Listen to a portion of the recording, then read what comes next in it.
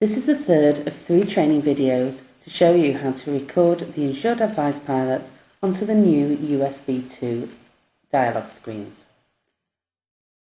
By viewing training video 2, you will now know how to get to this current screen. To record the conversation for Insured Advice, you will go down to the third option, which is Activity Recording, and then select Insured Advice Pilot.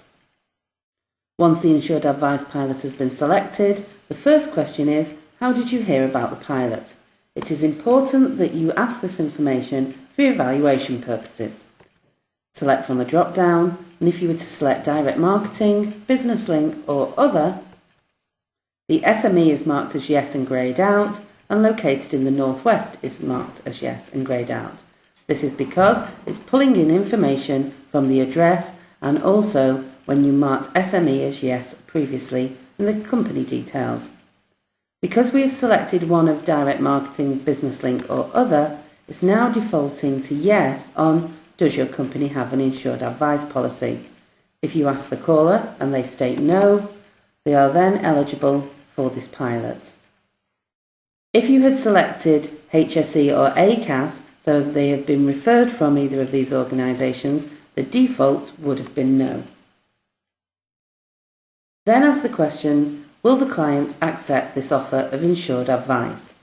If the answer is no, they're then asked if they would participate in an evaluation survey to find out why. If again the caller states no to the survey, simply hit the submit button.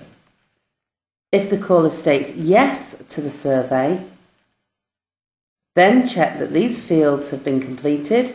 SME sector, so that's the SIC code on the company details and the national workforce, and enter any special requirements into this free text field. This would be, for example, only contact during certain hours or only contact one individual from the company, and then click submit. The final scenario would be that the client accepts the offer of insured advice, so then you would select the yes option. Dialogues allocates a provider of one of the 2 providers we are currently using and also a URN. The URN is made up of the day and the year and then 4 continuous numbers. Also, check that all these fields have been completed. The incorporation date on the company details record, the mobile number on the contact record, national workforce and SIC code on the company details, and also the email address on contacts. I have noticed my email address is missing, and as with the other fields, I cannot type information into here. I would have to return to the top of the screen and edit my contact information. I can then add an email address.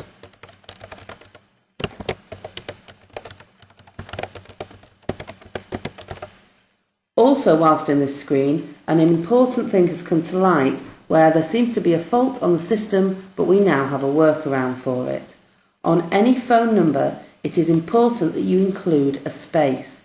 This is because when all this information is sent over to the provider, it's sent on an Excel spreadsheet.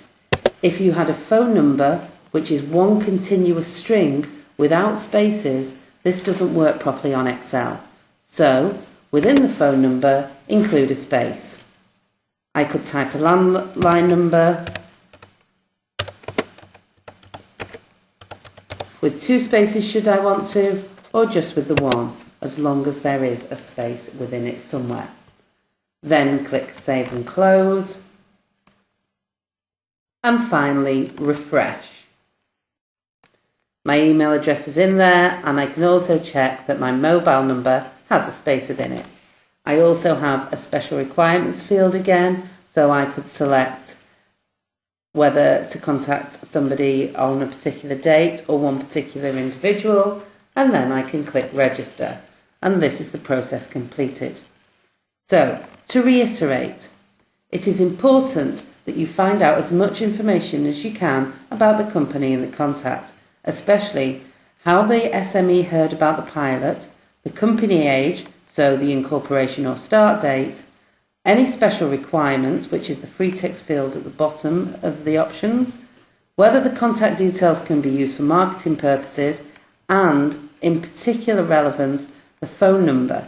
Without this, the provider cannot contact the SME to register them for a policy. And please remember that all phone numbers need to include a space. And finally, how the SME heard about the pilot. It is essential that this information is captured correctly for evaluation purposes. For further information, you can refer to slides 17 to 24 of the presentation that is currently on the IT training site.